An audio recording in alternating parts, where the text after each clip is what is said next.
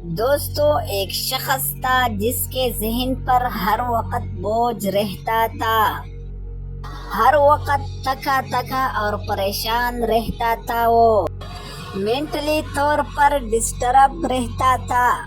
تو ایک دن وہ اپنے منٹور کے پاس گیا۔ بابا جی، میرا کسی چیز میں دل نہیں لگتا، عجیب کاہلی اور سستی سے ہے، کوئی بھی کام میں ڈھنگ سے نہیں کر سکتا، کسی کام پر میرا فوکس نہیں رہتا، مجھے ایک کام سے جانا ہے، تم بھی ساتھ چلنا۔ اب اگلے دن جب وہ شخص بابا جی کے پاس پہنچا اور اس آدمی سے کہا کہ یہ تھیلا اپنے کندھے پر ڈالو، اپنے کندھے پر لٹکا لیا اور دونوں چل پڑے۔ وہ آدمی بولا کہ بابا جی، وزن بہت زیادہ ہے، مجھ سے چل نہیں جا رہا۔ انہوں نے تھیلے میں سے ایک پتھر نکال کر رکھ دیا تو بابا جی نے اس کے تھیلے میں سے ایک اور پتھر کم کر دیا اور بولے کہ اب چلو۔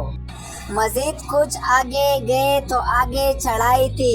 وہ آدمی رک گیا اور بولا کہ بابا جی، ابھی بھی وزن بہت زیادہ ہے، تو بابا جی نے ایک اور پتھر کم کر دیا۔ اسی طرح آہستہ آہستہ ایک ایک کر کے بابا جی نے سارے پتھر نکال کے رکھ دی اور پوچھا کہ اب کیسا فیل کر رہے ہو؟ اس آدمی نے جواب دیا کہ میں اب ٹھیک ہوں، سارا بوجھ اتر گیا، اب میں اچھا محسوس کر رہا ہوں۔ پھر وہ بابا جی سے کہنے لگا کہ میرے جسم پر جو بوجھ تھا وہ تو ہٹ گیا ہے، اب جو میرے دماغ پر ہر وقت بوجھ رہتا ہے وہ بھی ہٹا دے۔ بابا جی نے کہا کہ میرے خیال ہے تم نے بات کو ابھی تک سمجھا نہیں۔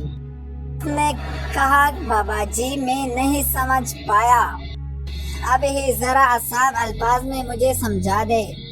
تو بابا جی نے کہا کہ دیکھو، جس طرح تم نے 5 پتھر اپنی کمر پر لا دیے ہوئے تھے، بالکل اسی طرح 5 پتھر تم نے اپنے سر پر بھی لا دیے ہوئے ہیں۔ جب تک تم انہیں ہٹاؤ گے نہیں، تمہیں سکون نہیں ملے گا۔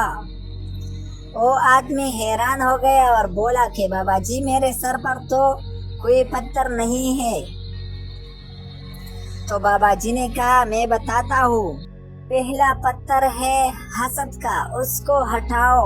رب نے جس کو جو دیا ہے اور جو تمہیں دیا ہے اس پر راضی ہو جاؤ۔ یہ جو جلیسی کا فکر ہے اس کو اپنی زندگی سے ختم کرو۔ اور دوسرا پتھر لالچ کرنا، خواہشات کا انبار لگانا، اس کو بھی ختم کرو۔ بڑی بڑی خواہشات رکھنا، ایک خواہش پوری ہوتی ہے تو دوسرا سر اٹھا لیتی ہے، اس پتھر کو بھی اپنے سر سے اتارو۔ اور تیسرا پتھر ہے نفرت کا۔